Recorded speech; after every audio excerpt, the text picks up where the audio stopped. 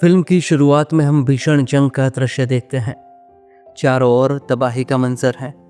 हर तरफ से machine gun fire हो रही है, लैंडमाइंस ब्लास्ट हो रही हैं। भीषण हमले से एक फौज मैदान छोड़कर पीछे भागती है, लेकिन एक सैनिक है जो मरे हुए सैनिकों के उनके घर वालों को लिखे हुए खत इकट्ठा कर रहा है। भीषण जंग के बीच रोज हजारों सैनिकों के खत उनके घर वालों को भेजे जा रहे हैं। उनमें से कई खत सैनिकों के आखिरी खत होते हैं। हम अब्राम डेविड को देखते हैं जो जंग में जाने से पहले अपनी गर्लफ्रेंड लीना को उसके घर छोड़ने जाता है और जाते वक्त कहता है कि जब भी मौका मिलेगा मैं खत लिखूंगा। लीना जो कि मिडिल क्लास फैमिली से है, उसके घर वाले चाहते हैं कि लीना घर के काम में मदद करे। रात में डेविड के घर पार्टी होती है और खाना बनाने का ऑर्डर लीना की फैमिली को मिला है, जो खाना डिलीवर और सर्व करते हैं। तब लीना की माँ डेविड को कहती है कि अगर मेरी बेटी से प्यार करते हो तो घर आकर उसका हाथ मांगो। डेविड कहता है कि मैं जंग से वापस आकर सबसे पहले यही काम करूंगा। अगले सीन में हम पोस्टमैन को देखते हैं जो पोस्ट डिलीवर कर रहा है। तब एक महिला रोते हुए कहती है कि मेरे बच्चों की कोई खबर है क्या, और वो उसे लेटर देकर चला जाता है। लीना भी डेविड के लेटर का इंतजार कर रही है जो जंग में गया है। युद्ध के बीच महिलाओं को भी देश की सेवा के लिए आह्वान किया जा रहा है। वो कई कामों में देश की मदद कर सकती हैं। लीना घर आती है तब उसकी माँ उसे डेविड के परिवार का खत देती है, जिसे पढ़कर लीना रोने लगती है। खत में डेविड के लापता होने के बारे में लिखा है। अगले दिन लीना अपनी माँ से कहती है कि वो आर्मी में भर्ती होकर हिटलर से लड़ना चाहती है, और कई सारी लड़कियों के साथ लीना भी आर्मी में भर्ती होने जा रही हैं। सभी लड़कियों को जॉर्जिया हेडक्वार्टर लाया जाता है, जहाँ सभी का मेडिकल एग्जामिनेशन होता है, उन्हें यूनिफॉर्म दिया जाता है। फिर कमांडिंग अफसर रूल्स समझाते हैं, साथ में ये भी बताते हैं कि यहाँ पर हम सब निग्रो हैं, इसलिए गोरे लोगों को जो सुविधाएं मिल रही हैं उसकी उम्मीद मत रखना। अगले दिन से सभी लड़कियों की कड़ी ट्रेनिंग शुरू होती है। हम यूएस प्रेसिडेंट हाउस को देखते हैं, जिसके बाहर एक बूढ़ी महिला प्रेसिडेंट से मिलने का इंतजार कर रही है। फर्स्ट लेडी की नज़र उस महिला पर जाती है और वो उसे मिलने जाती है। वो महिला बताती है कि उसके 2 बेटे 3 साल पहले जंग में गए थे, लेकिन उनकी कोई खबर नहीं है। फर्स्ट लेडी कहती है कि उन्हें खत लिखिए। वो माँ कहती है कि मैंने कई सारे खत लिखे, लेकिन आज तक उनका कोई जवाब नहीं आया। ये सुनकर लेडी रूजवेल्ट को बहुत आश्चर्य होता है। वो महिला कहती है कि मैडम, ये हालत पूरे देश की है, ना तो खत भेजे जा रहे हैं और ना ही उनके जवाब आ रहे हैं। ये सुनकर फर्स्ट लेडी उस महिला को प्रेसिडेंट हाउस में लेकर आती है। दूसरी ओर निग्रो यूनिट की कमांडर मेजर एडम्स अपने सीनियर से मिलकर कहती हैं कि उनकी कमांड की लड़कियां काम करने के लिए तैयार हैं, फिर भी उन्हें कोई जिम्मेदारी नहीं दी जा रही। लेकिन सीनियर अफसर उसकी कोई बात नहीं सुनता।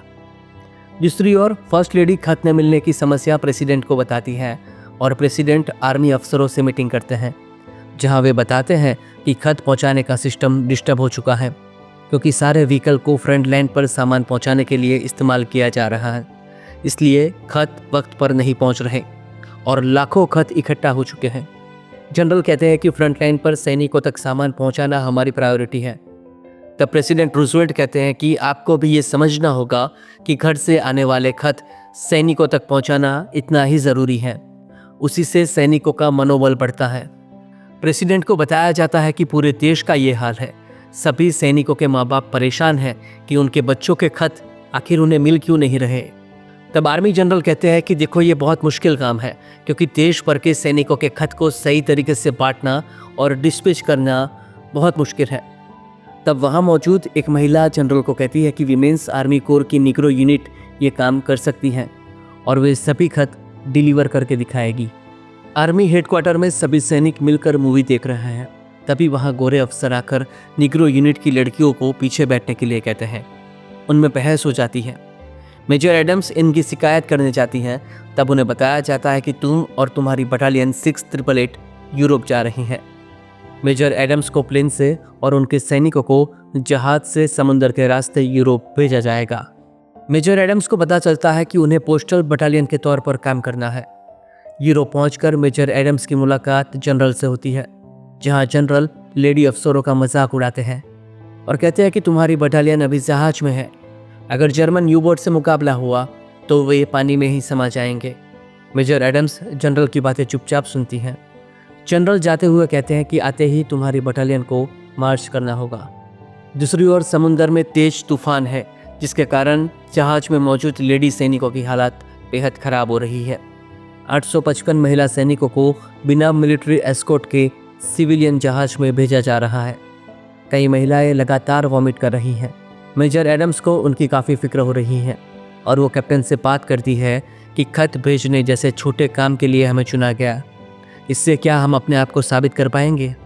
कुछ देर बाद मेजर एडम्स अपने साथी अफसर के साथ मेल ऑफिस आती है, जहां मौजूद 2 सैनिक दरवाज़ा खोलते हैं और वे खत का ढेर देखकर दंग रह जाती हैं। प्लेन रखने के हैंगर में लाखों खत रखे हुए हैं। सैनिक कहता है कि सभी हैंगर खत से भरे हुए हैं। अगली सुबह महिला बटालियन का जहाज ग्लासगो आता है। जहाज से बाहर आते ही सभी महिला सैनिक मार्च पास्ट करते हुए शहर से गुजरती हैं और आर्मी जनरल को सलामी देती है। अब मेजर एडम्स अपने सैनिकों को बताती है कि ये खत पिछले 10 महीने से यहीं पड़े हैं और यहाँ के सभी एरोप्लेन हैंगर्स में ये खत रखे हुए हैं। इस जंग में लड़ने वाले सिपाहियों को उनके घर की खबर नहीं मिल रही और उनके घर वालों को अपने बच्चों की खबर नहीं मिल रही कि वे जंग में किस हाल में है। मेजर एडम्स कहती हैं कि ये काम हमें करना होगा, क्योंकि पहले भी कुछ लोगों ने ये काम करने की कोशिश की लेकिन नहीं कर पाए, इसलिए हमें बुलाया गया है।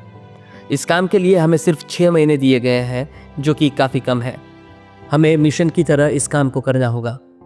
मेजर बताती है कि हमारे ड्राइवर सबसे पहले हैंगर्स पर आएंगे, वे खत उठाएंगे और आर्मी नंबर के हिसाब से ट्रक्स में रखेंगे, जिसके बाद उन सभी खत को होम बेस पर लाया जाएगा, जो एक स्कूल में बनाया गया है। हम किंग एडवर्ड स्कूल को देखते हैं, जो 6888 बटालियन का बेस है। स्कूल बुरी तरह से तबाह हो चुका है, वहाँ कीड़े मकोड़े रेंग रहे हैं। मेजर एडम्स कहती है कि हमें झोपड़ियों में रहने की आदत है, जहाँ कोई सहूलियत नहीं थी, और फिर सभी महिलाएं सफाई का काम शुरू करती हैं और स्कूल को ठीक करती हैं। एक ही दिन में सारा काम खत्म करने के बाद दूसरे दिन पर वहाँ पर सैनिकों के खत लाना शुरू कर दिया जाता है। लीना भी यही काम कर रही है। उसे डेविड की बहुत याद आती है। उसे लगता है कि शायद यही डेविड का खत उसे मिलेगा। 2 महीने बीत जाते हैं। मेजर एडम्स और उनकी टीम ने 57,000 से ज़्यादा खत भेज दिए हैं। तभी आर्मी जनरल का खत उन्हें मिलता है, जिसमें बताया जाता है कि आपके भेजे हुए खत डिलीवरी करने योग्य नहीं थे, इसलिए उन्हें वापस भेज रहे हैं। साथ में यह भी ऑर्डर दिया जाता है कि वीकेंड्स पर उनकी बटालियन के निग्रो सिपाहियों का मनोरंजन भी करें। वीकेंड पर निग्रो सैनिक आपस में पार्टी कर रहे हैं, जहां लीना को एक सैनिक प्रपोज करता है। लीना को डेविड की याद आती है और वो रोते हुए बाहर आ जाती है। वो सैनिक भी उसके पीछे आता है और उसे बताता है कि मैं फ्रंट लाइन पर जाकर आया हूँ, जहाँ मुझे सप्लाई डिलीवर करने के लिए भेजा गया था। वहाँ बहुत बुरा हाल है, इसलिए वापस तुम्हें यहाँ देखा तो अपने मन की बात बता दी और वे दोनों दोस्त बन जाते हैं। तभी वहाँ मेजर एडम्स के पास एक अफसर आकर कहता है कि मुझे आपकी मदद के लिए भेजा गया है। अगली सुबह फिर से काम शुरू होता है। तभी वहाँ एक अफसर आकर बताता है कि उसे उसी का लेटर वापस मिला है। अगर आपको काम करना नहीं आता तो काम बंद कर दीजिए। फिर वो जनरल होल्ट से कंप्लेन करने के लिए जाता है। मेजर एडम्स अपने सैनिकों से पूछती है कि हमें क्या दिक्कत आ रही है। लड़कियां बताती हैं कि कई सारे लेटर्स फटे हुए हैं, यहाँ ठंड काफ़ी है, इसलिए ग्लव्स पहनकर काम करना पड़ता है। कई एनवलप पर नाम नहीं पढ़ा जा रहा और कुछ चूहों ने कतर लिए हैं, इसलिए सभी मिलकर सबसे पहले प्रॉब्लम का सॉल्यूशन निकालते हैं। वहीं दूसरी ओर जनरल होल्ट का भेजा हुआ अफसर, जो मेजर एडम्स की जासूसी करके उनके बारे में गलत रिपोर्टिंग कर रहा था, उसे मेजर एडम्स निकाल देती है। तभी हमले का सायरन बजता है और सभी लोग अलर्ट होकर अपना बचाव करते हैं। अगले दिन लीना नोटिस करती हैं कि सैनिक अपने घर खत भेजते वक्त एनवलप पर वो जिस जगह पर है उस जगह के नक्शे का निशान बनाते हैं, ताकि उनके परिवार को पता चल सके कि वे दुनिया के किस कोने में हैं। लीना एडम्स को बताती है कि इससे उसकी बहुत बड़ी प्रॉब्लम सॉल्व हो गई है। फिर मेजर एडम्स के 2 ड्राइवर लेटर की डिलीवरी के लिए ट्रक लेकर जाते हैं। वहाँ रास्ता बंद होता है। तभी उनका ट्रक सुरंग वाले गड्ढे में फंस जाता है। वो तुरंत ट्रक के पीछे से महिलाओं को नीचे उतार देती हैं। तभी सुरंग ब्लास्ट होती है और ट्रक के परकच्चे उड़ जाते हैं, जिसमें ड्राइवर और को ड्राइवर की मौत हो जाती है। तभी हेडवाटर में एक महिला सैनिक के हाथ में डेविड की चिट्ठी आती है, जिसे वो लीना को देते हैं। मेजर एडम्स आकर सुरंग हादसे की खबर अपने सैनिकों को बताती हैं और वे कहती है कि हमारी महिला सैनिकों का अंतिम संस्कार हमें खुद करना होगा। वे कब्रिस्तान में दोनों महिला सैनिकों को दफना देते हैं। तब एडम्स लीना को कहती है कि यहाँ पर कई सारे अमेरिकन सैनिकों को दफनाया गया है, तुम यहाँ देखकर पता लगा सकती हो कि डेविड को यहाँ दफनाया गया है या नहीं। लीना कब्रिस्तान में देख रही है। कुछ वक्त बाद उसे डेविड की कब्र मिल जाती है, जहाँ वो फुट फुट कर रोती है और उसके हाथ में डेविड का खत है। अगले सीन में हम देखते हैं कि जनरल हॉल्ट पोस्टल बटालियन के हेडक्वार्टर आते हैं और मेजर एडम्स से कहते हैं कि खत पहुंचाने के काम से मैं खुश नहीं हूं, और वो इंस्पेक्शन शुरू करते हैं। वो मेजर एडम्स की टीम के काम में कमियां निकालते हैं और जाते वक्त धमकी देते हैं कि अब तो प्रेसिडेंट रूजवेल्ट भी नहीं रहे और तुम्हारा ये सर्कस भी जल्द बंद होने वाला है। जनरल हॉल्ट मेजर एडम्स को कहता है कि मैं तुम्हें तुम्हारी पोस्ट से हटाकर यहाँ किसी गोरे लिeutenant को लाकर इस यूनिट को चलाऊंगा। मेजर एडम्स कहती है कि ऐसा सिर्फ तब होगा जब मेरी जान जाएगी।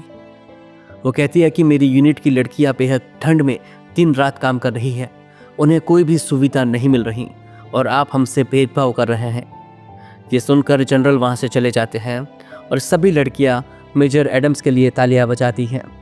जनरल हॉल्ट हेडक्वार्टर फ़ोन करके नए प्रेसिडेंट ट्रूमैन से इस यूनिट को बंद करवाने के लिए सिफारिश करते हैं। साथ में ये भी बताते हैं कि मेजर एडम्स का कोर्ट मार्शल होना चाहिए। उसी वक्त बाहर से कुछ शोर आता है। जनरल का अफसर देखता है कि सैनिकों को उनके खत मिलने लगे हैं और सभी सैनिक बेहद खुश हैं। आहिस्ता आहिस्ता हर यूनिट के पास उनके खत पहुंचने लगे हैं। दूसरी ओर सैनिकों के परिवार वालों को भी सैनिकों के खत मिलना शुरू हो जाते हैं और ये बहुत इमोशनल मोमेंट होता है।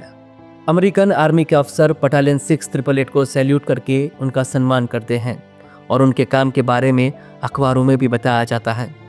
दोस्तों, दूसरे विश्व युद्ध में 688 यूरोप में एकमात्र अश्वेत महिला बटालियन थी जिन्होंने 1,70,00,000 खत को 90 दिनों में ठीक से सहज कर सही जगह पहुंचाया था।